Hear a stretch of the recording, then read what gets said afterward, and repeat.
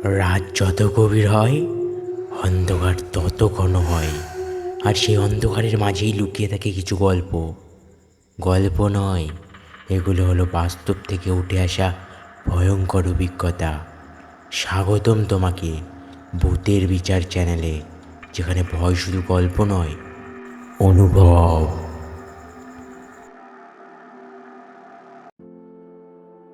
সম্প্রতি দৈনিক বাংলা সংবাদপত্রে একটি বেশ সাড়া জাগানো খবর প্রকাশিত হয়েছে। খবরটা নিয়ে পাঠক মহলে বেশ হইচই পড়ে গেছে। অবশ্য প্রথম দিকে সব পাঠকই খবরটা তেমনভাবে পড়েনি, কেননা এখন কারোর খবরের কাগজ খুঁটিয়ে পড়ার সময় থাকে না। বাবা, কত কাজ বাড়িতে, বাড়ির বাইরে। যারা পড়ুয়া, পড়ার বই পড়েই তারা দম ফেলার সময় পায় না। যদি বা পড়ে তবে খেলার খবর। খুব বেশি হলে যাদের একটু উৎস আছে তারা পড়েন সিনেমার পাতাটা। সব সময় নয়, বাড়ির মা কাকিমা পিসিমা এরাও পড়েন, তবে সেরকম মনোযোগ দিয়ে নয়। বাবা কাকারাও যে মন দিয়ে খুঁটিয়ে পড়বেন সে সময়ও তাদের নেই। তবে পড়েন মোটামুটি সব খবরই। কারা? তারা হলেন সরকারি অফিসের ফাঁকিবাজ কর্মচারীর দল আর বাড়িতে বসে থাকা দাদু মশাই। দাদুরা কেন পড়বেন না? তাদের যে বয়স হয়েছে, একটা কিছু করে তো তাদের সময় কাটাতে হবে। যতটা পারেন বাড়ির টুকটাক কাজ, যেমন দোকানে, বাজারে দুধ আনা, এই পর্যন্ত আর কি। আর বাকি সময়টা তারা খানিক তাদের সমবয়সী বন্ধুদের সঙ্গে কোনো পার্কে বা কোনো জায়গায় বসে আড্ডা দেন। তারপর যতটুকু পান সেই সময়টুকু টিভি দেখে, খবরের কাগজ পড়ে, তারা সময় অতিবাহিত করেন। এর বেশি আর কী বা তারা করতে পারবে? বড়জোর নাতি নাতনিদের নিয়ে এদিক ওদিক গিয়ে ঘুরে আসা, তাও আবার পুচকি নাতি নাতনি। এসব নাতি নাতনিরা বড় হয়ে গেলে তখন তো তাদের স্কুল ও ড্রয়িং ক্লাস, নাচের ক্লাস, আরও কত কিছুরই জন বেরোতে হয়। তখন তো মা বাবাই ভরসা তাদের। অত স্পিডে ছোটার ক্ষমতা দাদুর তখন থাকে না। যাই হোক, যে কথা বলতে গিয়ে পঞ্চফোড়ন দিয়ে ফেলল। এখন আসা যাক আসল কীর্তনে। নইলে তোমরা বলবে যে, কী রে বাবা, এ লোকটা বেশি বকে। এতগুলো কথা এতক্ষণ ধরে যা বক বক করলো, এ কথা তো একটা বাচ্চাও জানে। এত বক বক করবার কি আছে?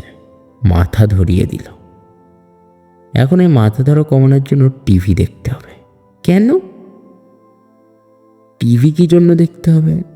বা, টিভি দেখতে হবে না, এখন তো টিভি সব থেকে ভালো ডাক্তার।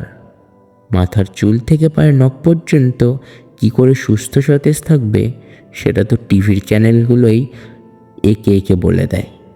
ডাক্তারের কাছে যাওয়ার প্রশ্নই আসে না। আর ডাক্তারের কাছে গেলেই তো খরচ। খরচ শুধু নয়, সময়ও নষ্ট বেশ। যাকগে, ওসব কথা কাজ নেই, আসল কথায় আসা যাক, নইলে আবার খবরের বিষয়টা মাটি চাপা পড়ে যাবে। আর খবরটা চাপা পড়ে গেলে আরেকটার ঘটনার কথাও বলা হবে না। সেই ঘটনাটা বেশ একটা জব্বর গোছের। মানে কি বলা যেতে পারে? বলা যেতে পারে কিছুটা ভয় লাগার মতো ব্যাপারও, যাকে বলে ভয়াল ভয়ঙ্কর। না না, তবে দুম করে আগে থেকে কোনো রকম ভয় পাওয়ার কারণ নেই। অবশ্য ভয় তো বলে কয়ে আসে না, আচমকা ভয় এসে হানা দেয় কখনো কখনো। সে যাই হোক, অনেক কথা বলা হয়ে গেল। বলতে গিয়ে একটা বিষয়ে কত কথাই না বলা হয়ে গেল। সত্যি, একটা কথার সাথে সাথে কত কথাই চলে আসে। তাই বলে কোনো কিছুই ফেলনা নয়। যাক, অনেক বক বক ঝমঝম হলো, এবার আসল ব্যাপারটায় আসা যাক। মানে সংবাদপত্রে যে খবরটা নিয়ে এত সব কথা হয়ে গেল, সেটা হলো আজকাল তেমনই নাকি ভূত দেখতে পাওয়া যায় না। হ্যাঁ, ভূত দেখতে পাওয়া যাচ্ছে না? ওরে বাবা, বলে কি? পৃথিবীতে দেখার এত কিছু থাকতে শেষে কিনা দেখার জন্য বাঁচতে হলো ভূতকে? রাম রাম, হরে হরে, শেষে প্রাণটা বুঝি বেঘরে মরে। ওরে বাবা, না না, একদম না। কে কোথায় আছে? শিগগিরই এসো, ভূত আসছে, ভূত। ভূত আসছে? কোথায়? ওই যে খবরের কাগজে বেরিয়েছে, কী সব খবর আজকাল, ভূতেরা নাকি দেখা দিচ্ছে না। না না, ঠিক এরকম কোন খবর বের হয়নি। লিখেছে যে আজকাল নাকি ভূতেদের দেখা পাওয়া যায় না। কি আশ্চর্য! এরকম একটা খবর লিখলেই হলো? লেখার আর কোনো বিষয় নেই? এরকম এরকম একটা খবর লেখার ফলে সত্যি সত্যি যদি ভূত আমাদের সামনে এসে হাজির হয়, তখন তখন কে সামলাবে? যিনি এই খবরটা বেশ চিন্তা করে লিখেছেন তিনি। ভূত দেখার যদি ইচ্ছা হয় তবে তিনি ভূতের জন্য তপস্যা করুক, আমাদের দরকার নেই বাবা। লেখার আর বিষয় পাইনি। ভূত নাকি দেখতে পাওয়া যায় না, যেন মামার বাড়ির দাদুর দিদার কাছে আবদার। দাদু দিদা, আমাকে ভূত দেখতে নিয়ে চলো, আমি কোনোদিন ভূত দেখিনি। হ্যাঁ বলে দিলুম। ভূত দেখার শখ হয়েছে তো? খুব ভালো। আচ্ছা লেখক মশাই, ধরো যদি সত্যি সত্যি তোমাকে ভূতের সামনে পড়তে হয়, মানে ধরো গিয়ে তোমার ওরকম লেখার ফলে কোনো ভূত যদি এসে তোমাকে দেখা দেয়, তখন পারবে নিজেকে সামলাতে? এমন সময় এসে দেখা দিল, ধরো সেই সময় তুমি ছাদে পায়চারি করতে করতে হাওয়া খাচ্ছ, তখন লোডশেডিং, বেশ গরম, কিন্তু ছাদে ফুরফুর করে মিষ্টি হাওয়া বয়ে চলেছে, হাঁটতে বেশ ভালোই লাগছে। হঠাৎ তোমার মনে হলো কে যেন তোমার সাথে সাথে হাঁটছে। তুমি চলছো, সেও চলছে। তুমি থামছো, সেও থামছে। তুমি হাই তুলছো, সেও হাই তুলছে। মানে কথা হলো গিয়ে, যা যা তুমি ঠিক ওই সময় করছো, সেও ওই সময় ঠিক তাই তাই করে যাচ্ছে। আর একটা মজার ব্যাপার, যখন সে এত সব কিছু করছে, তোমার সাথে সাথে থাকে, তোমারও তখন যেন আরও একটু বেশি ঠান্ডা ঠান্ডা লাগছে।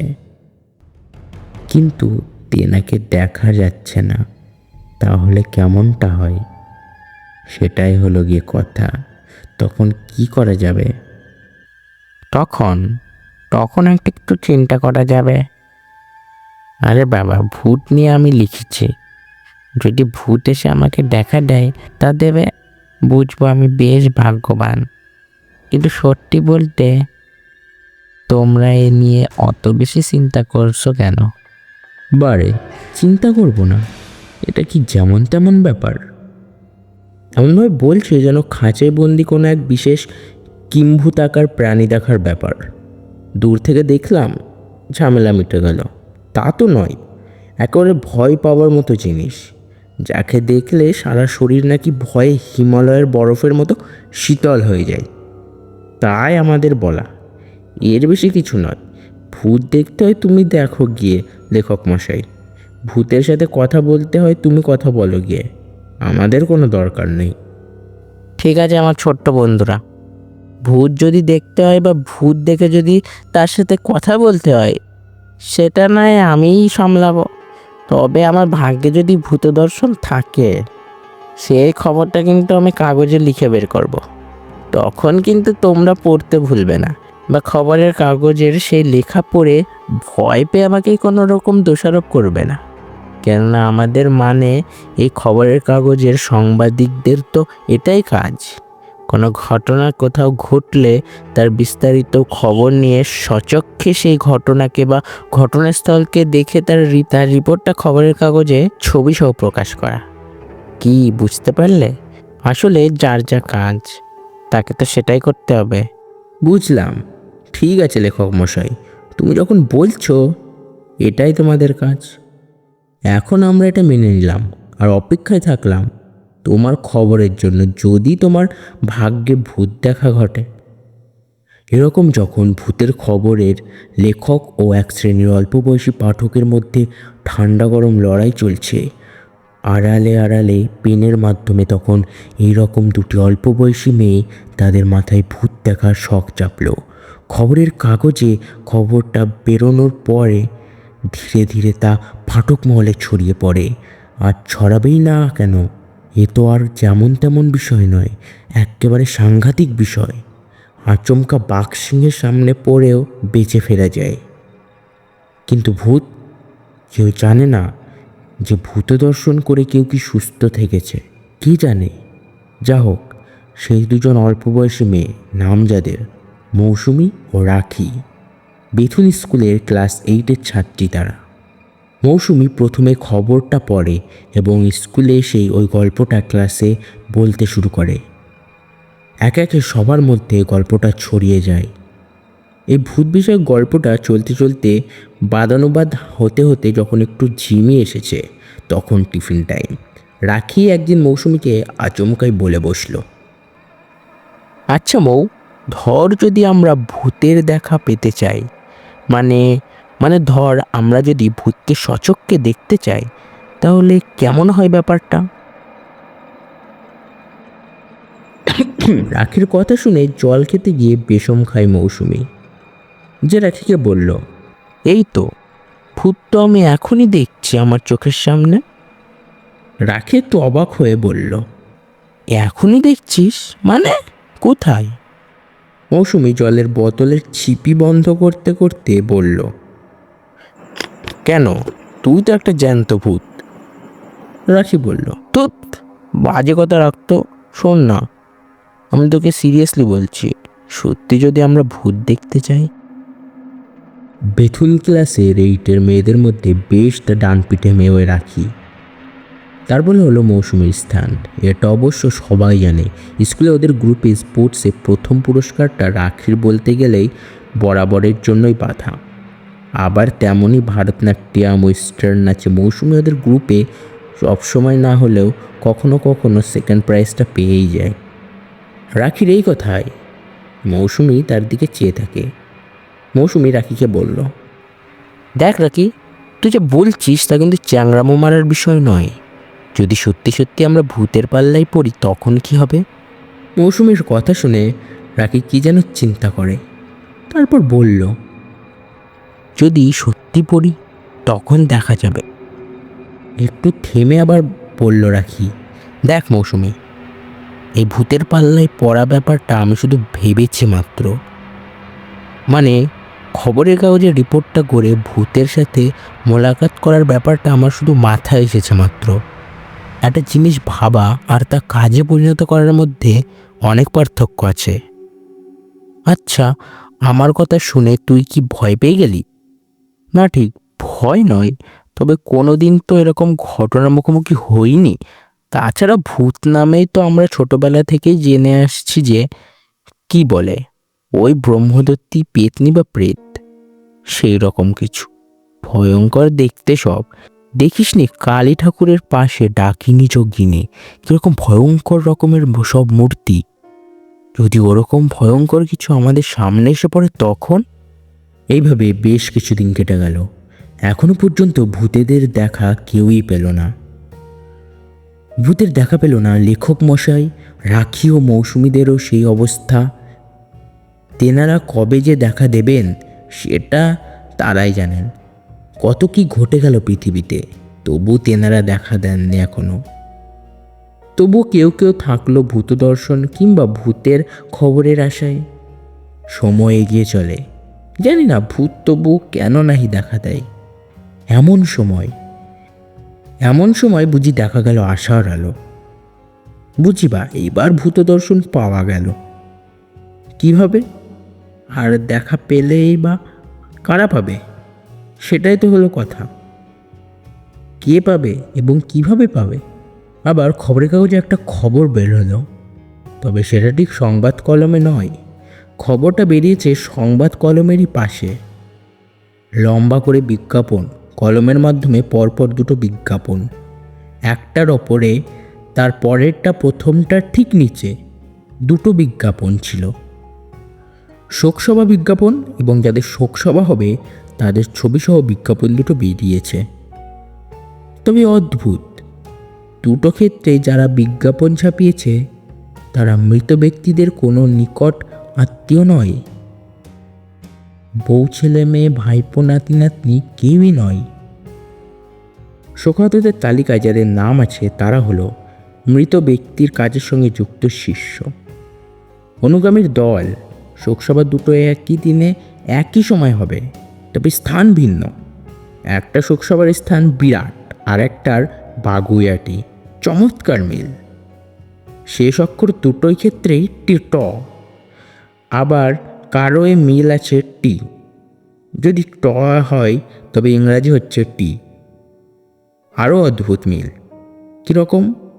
ওই টি দিয়ে একজন নাম ট্যাংরা আর একজনের নাম টেম্পু, এবং যে কাগজে ওই বিজ্ঞাপন দুটো বেরিয়েছে সেটা হলো সেই কাগজ যে কাগজে ওই আজকাল নাকি ভূতদের দেখা পাওয়া যায় না, এই খবরটা বেরিয়েছিল।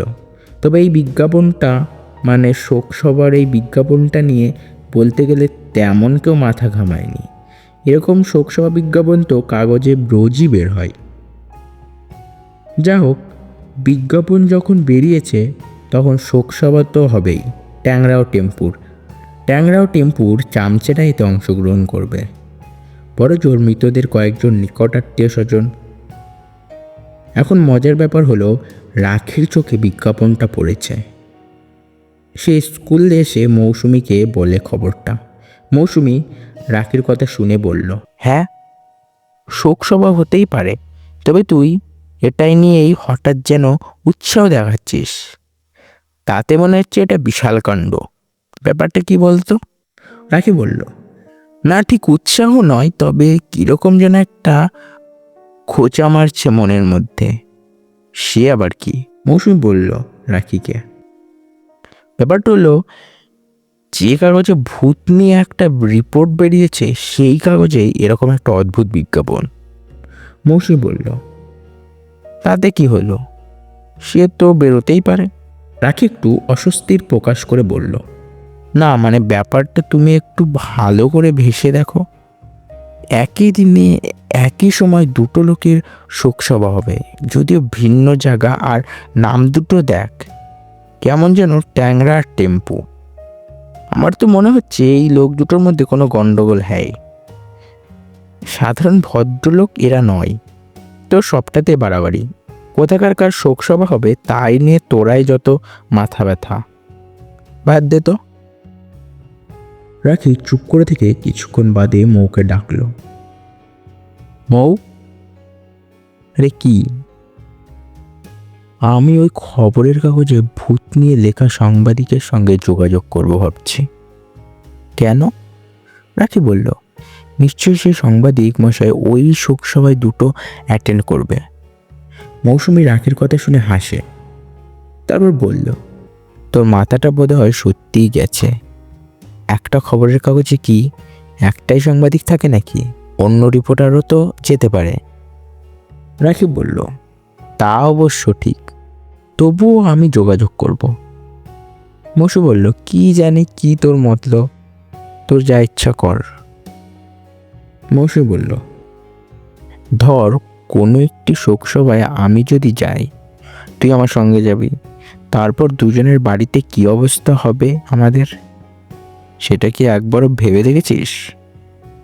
রাখি বলল, তুই যাবি না বল, কি হবে না হবে সে ভাবলে তো কোনো কাজই করা হয়ে উঠবে না। কি যেন ভেবে নেয় মৌসুমী, তারপর বলে, আচ্ছা, সে দেখা যাবে। রাখি এমনিতেই তেজি মেয়ে, যদি ওর মাথায় কোনো ঝোঁক চাপে তাহলে কি করে সেটা করা যাবে তার জন্য সে উঠে পড়ে লেগে যায় এবং একটা ফল দেখে সে ছাড়ে। তাই সে বাংলা দৈনিকের সাংবাদিকে ফোনে যোগাযোগ করে তাকে বলে কোথায় ওই সাংবাদিকের সঙ্গে দেখা করবে এবং কটার সময়, তাও ফোনে জানায়। ফোনে এইটুকু সে সাংবাদিককে বলে যে বিষয়টা হলো তাদের সংবাদপত্রে পরিবেশিত শোকসভা সম্বন্ধে সে কথা বলতে চায়। রাখির ফোনে পেয়ে সাংবাদিক মশাই তো দারুণ বিস্মিত। তিনি ভাবেন, মেয়েটা তো দারুণ সাহসী, নিশ্চয় কোনো ব্যাপার আছে। তাই সে তার সঙ্গে দেখা করতে চায়। ফোনে যোগাযোগ অনুসারে রাখি স্কুলের পর নির্দিষ্ট সময়ে নির্দিষ্ট জায়গায় চলে আসে। সাংবাদিক মশাই যদিও মিনিট 20 পরে আসেন।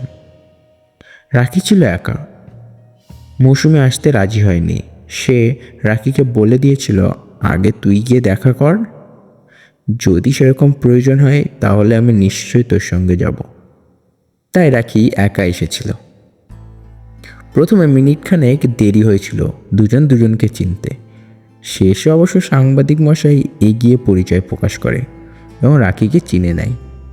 ওদের মধ্যে কথাবার্তা শুরু হয়। রাখি বলল, আচ্ছা, এই ট্যাংরা ও টেম্পু শোকসভা হবে? এই শোকসভার মধ্যে আমি যেন কিছু একটা ঘটনার গন্ধ পাচ্ছি। সাংবাদিক বলল, তোমার কথা আমি কিছুই বুঝতে পারছি না। ট্যাংরা ও টেম্পু শোকসভা হবে, তাতে ঘটনার গন্ধ পাওয়ার মতো কি হলো? রাখি বলল, দেখুন, যাদের শোকসভা হবে তাদের নাম দুটো কীরকম না? কোনো ভদ্র গোছের লোকের নাম নয়। দয়া করে আপনি যদি একটু জেনে নেন ওদের মৃত্যু কিভাবে হয়েছিল। সাংবাদিক বিস্মিত হয়ে বলল, বাবা, তুমি তো দেখছি পুলিশের মতো কথাবার্তা বলছো। কেন বলো তো? রাখি বলল, আমার মনে হচ্ছে যদি এদের স্বাভাবিক মৃত্যু না হয় তবে শোকসভার দিন কিছু একটা ঘটনা ঘটবে। সাংবাদিক মশাই এবার আরও বেশি অবাক হয়, চিন্তা করতে থাকে। মেয়েটা কী সব বলছে? নিশ্চয় কিনো আজ করতে পেরেছে, নইলে সামান্য একটি অষ্টম শ্রেণীতে পড়া মেয়ে এত সব ভাবতে যাবে কেন? সাংবাদিক হয়ে তার নিজের মাথাতেই আসেনি। সাংবাদিক আরও চিন্তা করে, বিচিত্র কিছু নেই আজকাল। কখন কোন ঘটনার থেকে কী যে ঘটে যাবে। সাংবাদিককে চুপ করে থাকতে দেখে রাখি বলল, কি ভাবছেন আপনি? সাংবাদিক বলল, না কিছু না। আচ্ছা, তুমি আমাকে এবার বলো তো, এই শোকসভার বিজ্ঞাপনটা দেখে তোমার আমার সাথে দেখা করার প্রয়োজন হলো কেন? আসলে আপনার লেখাটা পড়ে আমার খুব ভালো লেগেছে। আমার লেখা? কোনটা? রাখি বলল, কেন? ওই যে ভূত নিয়ে লেখাটা, আজকাল তেমন নাকি ভূত দেখতে পাওয়া যায় না। রাখির কথা শুনে সাংবাদিক হেসে উঠে বলল, ও তাই বলো? তোমার কি তাই মনে হয়েছে শোকসভায় একটা কিছু ঘটতে পারে? রাখি চটপট উত্তর দিল, বলতে পারেন অনেকটা সেরকম। আপনি কি সেই শোকসভায় যাচ্ছেন? বলতে পারছি না, তবে আমি যাতে যেতে পারি সেই চেষ্টা করব। আপনি গেলে আপনার সঙ্গে আমিও যাব কিন্তু। সাংবাদিক বলল, সে কি, তোমার বাড়িতে? রাখি বলল, সে ভাবনা আমার। তাছাড়া গেলে আমি সত্যি কথাই বলবো। আপনার মতো সাংবাদিকের সঙ্গে থাকলে আমার কোনো ভয় নেই। ও হ্যাঁ, ভালো কথা, একদিন একই সময় দুটো জায়গায় যাব কি করে? সাংবাদিক মশাই বললেন, জায়গা দুটো কাছাকাছি, আশা করি অ্যাটেন্ড করতে কোনো অসুবিধা হবে না। বিদায় নেওয়ার আগে রাখি বলল, আর একটা কথা, হয়তো আমার সঙ্গে আমার এক বন্ধু থাকবে, তার নাম মৌসুমী। আমরা একই ক্লাসে পড়ি। মৌসুমী হয়তো আমাদের সঙ্গে হতে পারে। আপনার কোনো আপত্তি নেই তো? সাংবাদিক হেসে বলল, ঠিক আছে, তাহলে আমি এখন চলি। কিন্তু আপনার থেকে জানবো কি করে? সাংবাদিক রাখিকে ওর একটা ভিজিটিং কার্ড দিয়ে বললেন, শোকসভার আগের দিন বিকেল 2টো থেকে 6:30টার মধ্যে আমার অফিসে ফোন করলেই সব জানতে পারবে। ওকে, বাই বাই। এরপর রাখি ও সাংবাদিক মশাই যে যার মতো চলে যায়। বাড়িতে এসে রাখি ভাবতে লাগলো, ট্যাংরা ও টেম্পু দুজনেই শোকসভা হবে একই দিনে, একই সময়। নিশ্চয়ই এই ট্যাংরা টেম্পুর দলের মধ্যে কোনো রেষারেষি আছে, নাইলে যা লোডশেডিং হয়ে গেল। ধুত, ভাল লাগে না। বাড়িতে এসেও যে শান্তি নেই। লেখাপড়া করে যে একটু টিভি দেখব, তারও কোনো উপায় নেই। লোডশেডিং হতে এইসব ভাবছিল রাখি। রাখি বারান্দায় এসে দাঁড়ায়। তিনতলায় পূর্ব দিকের বারান্দায় দাঁড়ালে বেশ ভালোই হাওয়া পাওয়া যায়, কিন্তু আজ যেন বেশ গুমোট। বারান্দা থেকে দেখে রাখি সারা এলাকাটা অন্ধকার, পুরীর মতো লাগছে। যদিও দু একটা বাড়ির জানালা দিয়ে এমার্জেন্সি লাইট দেখা যাচ্ছে, কিন্তু ওদের তো কোনো এমার্জেন্সি লাইট নেই বাড়িতে। রাখির মা ওর ঘরে একটা মোমবাতি জ্বালিয়ে রেখে গেলেন এবং রাখিকে বললেন, সময় নষ্ট করিস না রাখি, আলো কখন আসবে তার কিছু ঠিক নেই। মোমবাতি দিয়ে গেলাম, পড়তে বস। একটু রেগে রাখি বলল, ঠিক আছে তুমি যাও, আমি ঠিক সময় মতো পড়তে বসবো। মা বললেন, বসলেই ভালো, আমাকে যেন আবার খোঁজ নিতে না আসতে হয়। বলে চলে যান রাখির মা। ঘরে মোমবাতিটা জ্বলছে। রাখি বারান্দায় দাঁড়িয়ে। হঠাৎ রাখির মনে হয় তার যেন একটু শীত করছে। রাখি বুঝতে চেষ্টা করে কেন তার হঠাৎই এরকম শীত লাগছে। বাইরে বেশ গুমোট, এক ফোঁটা হাওয়া বইছে না, তার উপর ঘুটঘুটে অন্ধকার। তাহলে তার এরকম শীত লাগার কারণ কি? রাখি ঘাড় ঘোরায়, ঘরের দিকে তাকায়। এ কি, মোমবাতিটা এমন টপটপ করে কাঁপছে কেন? আশ্চর্য, এক ফোঁটাও হাওয়া নেই, অথচ। রাখি ঘরে ঢোকে, মোমবাতিটার সামনে এসে দাঁড়ায়। মোমবাতিটার কম্পন দেখে মনে হচ্ছে মোমবাতির আলোটা বুঝি যে কোনো মুহূর্তে নিভে যাবে। মোমবাতির কম্পিত আলোতে ঘরের দেওয়ালে পড়া ওর ছায়াটাও যেন তালে তাল মিলিয়ে কাঁপছে। ঘরের চারিদিকে ওই অন্ধকারের মধ্যেও একবার ভালো করে তাকায়, দেখে যে জানলার পর্দাও হাওয়ায় উঠছে। রাখি এবার বুঝতে পারে ঘরটাও যেন কেমন ঠান্ডা হয়ে গেছে। আবার বারান্দায় চলে আসে রাখি, ভালো করে বাইরেটা দেখে নেয়। না, একদম হাওয়া বইছে না। তাহলে ওই অবস্থায় রাখি কেমন যেন হয়ে যায়। সামান্যক্ষণের জন্য হলেও কোনো হুঁশ থাকে না তার। আচমকা রাখির মনে হয় ফিস ফিস করে কারা যেন কথা বলছে। রাখি মন দিয়ে শুনতে চেষ্টা করে। ঠিক সেই সময় মৌসুমি তার নিচের বাড়িতে ঘরে বসে অঙ্ক কষছিল। কম্পাস দিয়ে জ্যামিতির কোণ আঁকতে গিয়ে মৌসুমি একটা শব্দ শুনতে পায়। ধূপ করে একটা শব্দ হয়। ঘাড় ঘুরিয়ে শব্দটা কোথা থেকে এলো সেটা দেখতে গিয়ে দেখে যে ঘরের মেঝেতে একটা রক্তাক্ত ট্যাংরা মাছ। আচমকা ওই দৃশ্য দেখে সে ভয়ে চিৎকার করে ওঠে। চিৎকার শুনে মৌসুমীর দাদা, বাবা, মা ছুটে আসে। সবাই কারণ জানতে চাইলে মেঝের দিকে হাত দিয়ে দেখায়, কিন্তু মেঝে পরিষ্কার। কি হলো? এইমাত্র নিচের চোখে যা দেখলো। মৌসুমি ট্যাংরা মাছের কথাটা বলে। তা শুনে ওর দাদা বলল, শেষে জ্যামিতি করতে করতে ট্যাংরা মাছ দেখলি? তাহলে মনে হয় তুই কম্পাস দিয়ে ট্যাংরা মাছই এঁকেছিস।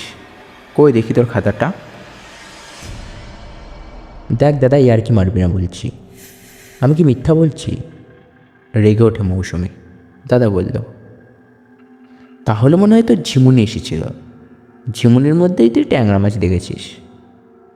বাবা বলল, এক কাজ করো মৌমা, চোখে মুখে ভালো করে জল দিয়ে 5 মিনিট টিভি দেখে নে, দেখবি জীবনী ভাবটা কেটে যাবে।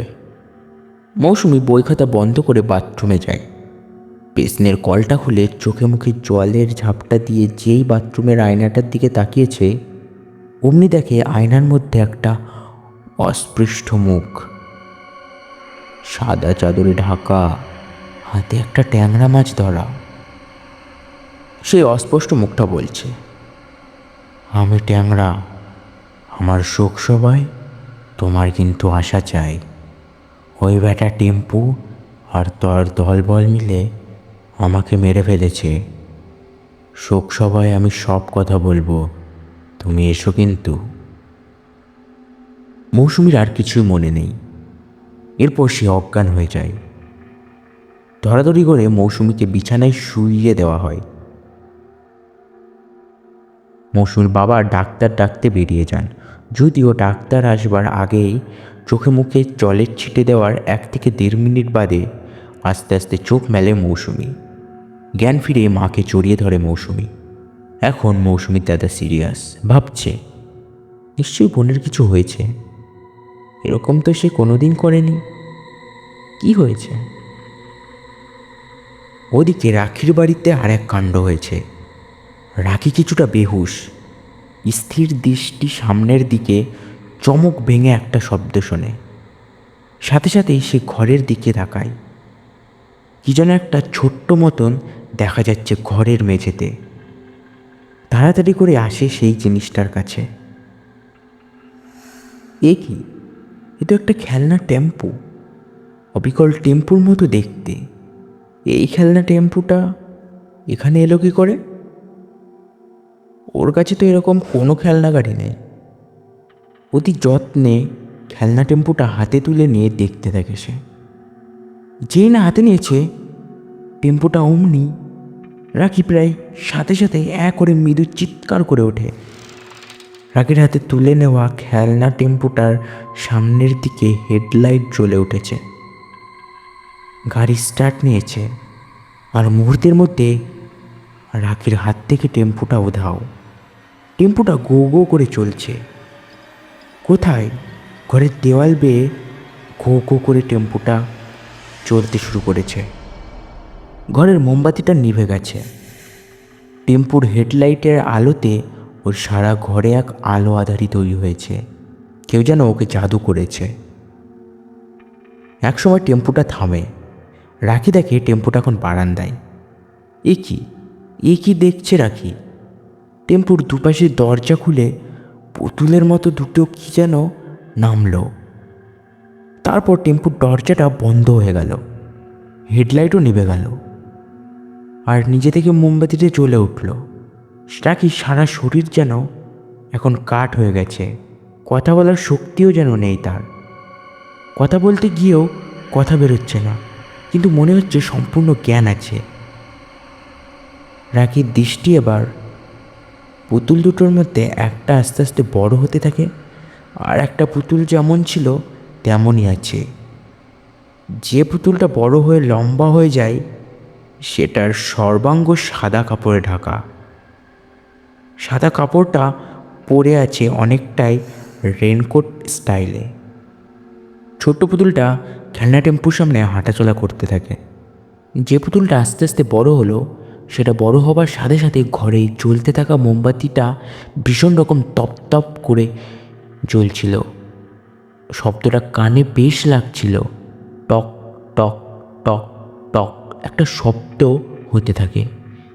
রাখি নিশ্চল দৃষ্টি মেলেও বুঝতে পারে লম্বা হয়ে যাওয়া পুতুলটা তার সামনে দিয়ে খুব আস্তে আস্তে স্টেপ ফেলে ফেলে হাঁটছে। আচমকা এক তীক্ষ্ণ শব্দে রাখির হুঁশ ফিরে আসে। বুঝতে পারে একটা প্যাঁচা কর্কশ আওয়াজ করে উড়ে চলে গেল। প্যাঁচাটা উড়ে যাওয়ার সাথে সাথেই সেই লম্বা হয়ে যাওয়া পুতুলটা ঠক ঠক শব্দ করে 2 হাতে তালি দিয়ে বলল, হুশ, যা যা। ওর কথা বলার ধরনটা ফ্যাঁসে কিন্তু বেশ গম্ভীর। ছোট্ট পুতুলটাও সেই সাথে বলে ওঠে, যা যা, ভাগ। রাখি আধো ভয় স্তম্ভিত। এরা কে? তার চোখের সামনে সব কি ঘটছে? লম্বা হয়ে যাওয়া পুতুলটা এবার কথা বলল, তবে আগের মতো গম্ভীর স্বরে নয়, ফ্যাঁস ফ্যাঁস করে, কিন্তু খুব আস্তে আস্তে। তুমি আসবে, কিন্তু তোমার সঙ্গে থাকবে সেই সাংবাদিক, ভয় নেই। রাখির মুখ দিয়ে এবার কথা বেরোয়। বলে, কে কে তুমি? সে কে বুঝতে পারলে না? আমি টেম্পু। বলল পুতুলটা। রাখি এবার সব বুঝতে পারে। টেম্পু বলল, ওই বেটা ট্যাংরার জন্য আমার মরতে হয়েছে। কেন? কেন আবার? ওই বেটা ট্যাংরা। টেম্পু থেমে যায়, তারপর বলল, না থাক, এখানে সব বলবো না, শোক সভায় সব বলবো। রাখি বলল, কিন্তু তোমার শোক সভায় তুমি কি করে বলবে? তুমি তো মারা গেছো। তাতে কি হয়েছে? তুমি যাবে, দেখবে আমি কি করে সেখানে। যদিও আমি এখন মরে ভূত হয়ে গেছি, তাহলেও আমি আমার শোক সভায় যাব, থাকবো এবং বলবো, দেখি ওই অতচ্চার ট্যাংরা আমাকে কি করে আটকায়। কি যাবে তো? টেম্পু জিজ্ঞাসা করলো রাখিকে। দম দেওয়া পুতুলের মতো ঘাড় নেড়ে রাখি বলল, যাব। বেশ, এবার তাহলে আমি চাই। তুমি খুব ভালো মেয়ে, তোমার সাহস থেকে আমি খুশি হয়েছি। সত্যি বলতে কি, সাংবাদিকের ওই রিপোর্টটা পড়ে তুমি যে কিছু একটা চিন্তা করেছো, তা দেখে আমি আরো খুশি হয়েছি। এইটুকু জেনে রাখো, আজকাল ভূতেদের দেখা না গেলেও প্রয়োজনে আমরা ভূতেরা দেখা দিতে পারি। ঠিক আছে, আজ তবে আমি যাই। টেম্পু এই কথা শেষ হবার সাথে সাথে আবার সে আগের মতো ছোট্ট পুতুল হয়ে গেল। সে তার সঙ্গীকে ডেকে বলল, গাড়ি পুনরায় ছোট্ট পুতুল হয়ে যাওয়ার টেম্পু তার সঙ্গীদেরকে নিয়ে খেলনা টেম্পুতে ওঠে। গাড়ি স্টার্ট দেয়, হেডলাইট জ্বলে ওঠে, গাড়ি খুব আস্তে আস্তে চলতে শুরু করে। টেম্পুটা বারান্দার একধারে চলে আসে এবং রাখির চোখের সামনে টেম্পুটা অদৃশ্য হয়ে যায়। সাথে সাথে আলো ফিরে আসে।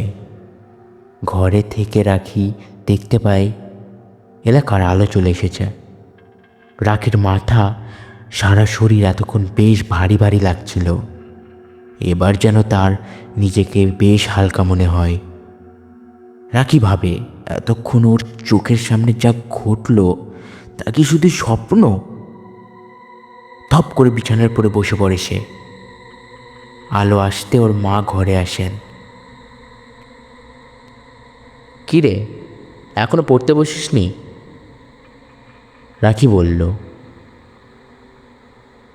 এই বসবো, মাথাটা কেমন যেন ঝিমঝিম করছে মা, একটু চা করে দেবে? অবাক হয়ে মা বলল, তোর হলো কি, হঠাৎ যে চায়ের নেশা চাপলো? পরদিন স্কুলে এসে রাখি ও মৌসুমি উভয়ের ট্যাংরা ও টেম্পুর কথা বলল। দুজনেই তাদের শোক সভায় যেতে বলে গেছে। মৌসুমি বলল, আমার তো প্রথম দিকে দারুণ ভয় করছিল, এখনো যে ভয় নেই তা নয়, তবে তবে কি? মৌসুমি বলল, ঠিক আছে, আমি যাব। এরপরে ওরা পরামর্শ করে সাংবাদিক মশাইকে ফোন করে দেখা করতে বললে।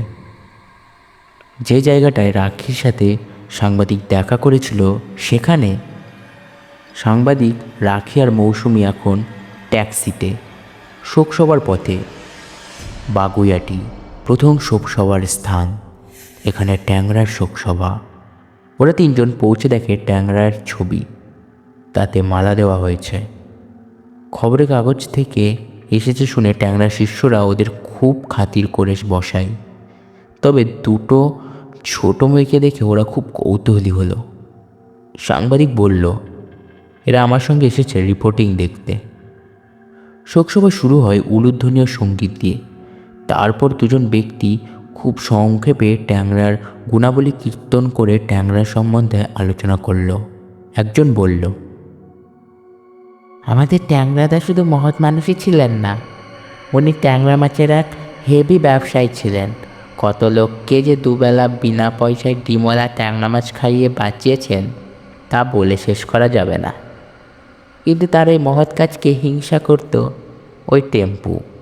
ও একজন সমাজ বিরোধী, তাই আমরা ওর চাই, কি বলে, তাক লাগানো পালিশমেন্ট চাই, যা দেখে দুনিয়া চমকে যাবে। আচ্ছা, নমস্কার। এবার আপনাদের সামনে কিছু বলবেন।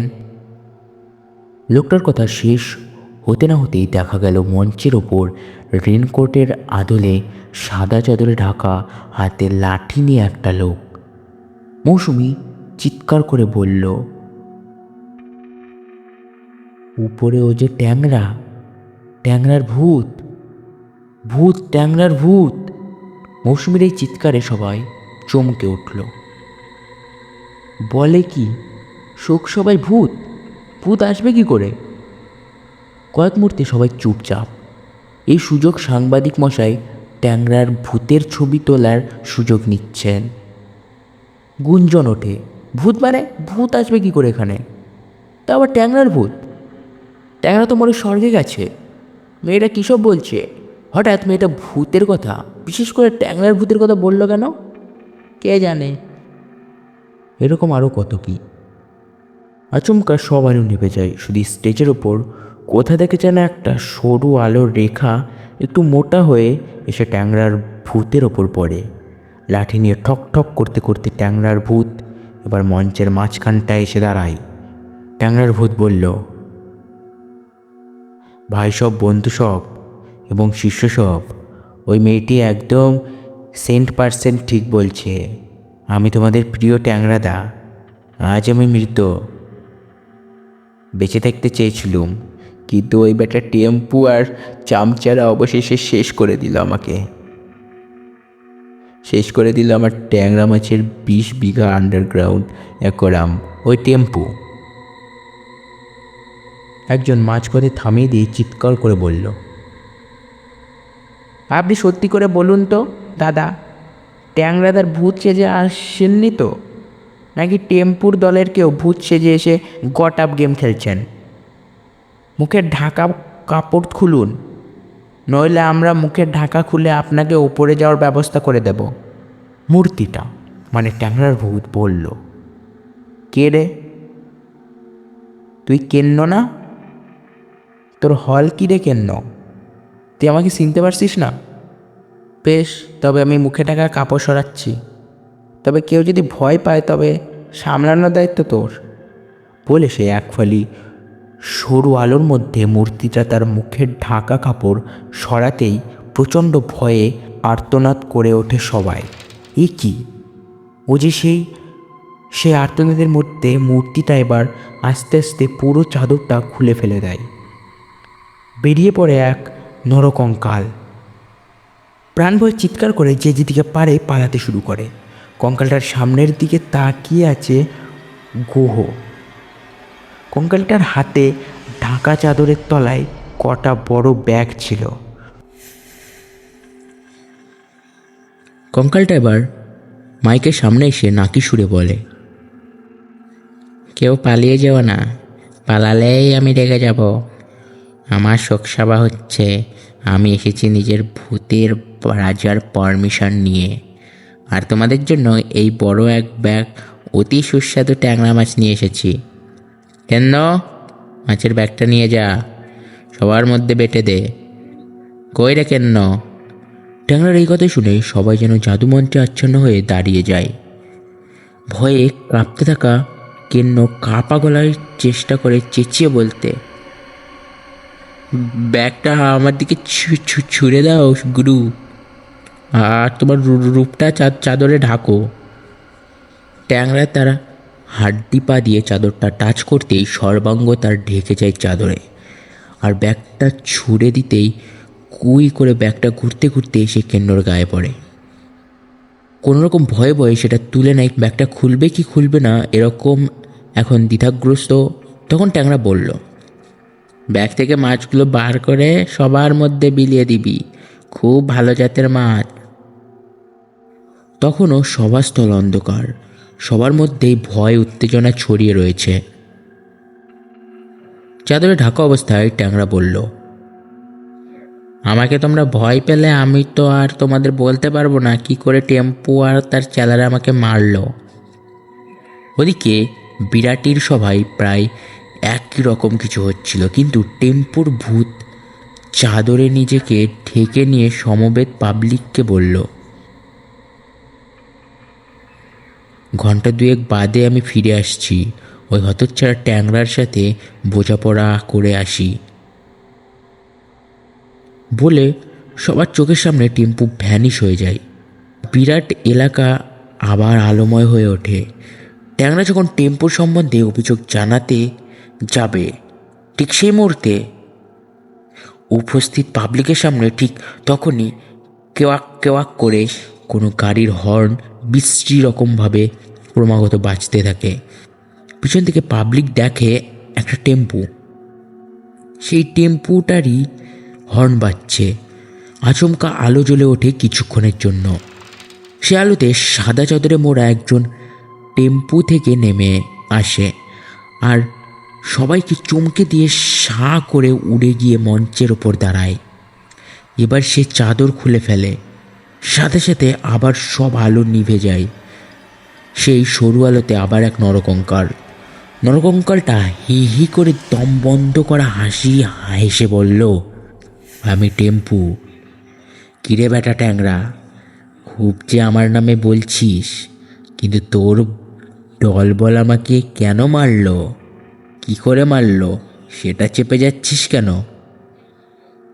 টেম্পুর কথা শুনে ট্যাংরা যায় খেপে, যাত্রার হনুমানের মতো লাফিয়ে উঠে বলল, এই শালা টেম্পু, খুব সাবধান, তুই আমার এলাকায় রংবাজি করতে এসেছিস? ট্যাংরা মাছের কাঁটা দিয়ে তোর চোখ গেলে দেব। টেম্পু বলল, তবে রে শয়তান, বেটাজাত সমাজবিরোধী ট্যাংরা মাছ খাইয়ে লোক ভুলিয়ে রাখতিস আর অন্ধকারে 2 নম্বরই করতিস। লেগে যায় টেম্পু ও ট্যাংরার মধ্যে হাতাহাতি। দুজনেরই ঢাকা সাদা কাপড় খুলে পড়ে যায়। লোকের চোখের সামনে 2 নরকঙ্কালের কি ভীষণ প্রাণ যায় মারামারি দৃশ্য। ঠিক সেই সময় ওদের মারামারির মাঝখানে কোথা থেকে উড়ে আসে আর এক ভূত। সে বলল, এই হতভাগার দল, ভূত হয়ে পুনরায় মরতে এসে মারামারি? ভূতেদের কলঙ্ক তোরা, চল ভূতের রাজ্যে ফিরে। রাজামশাই তোদের ডেকে পাঠিয়েছেন, সেখানে তোদের বিচার হবে। ট্যাংরা ও টেম্পু মারামারি তখনই থেমে যায়।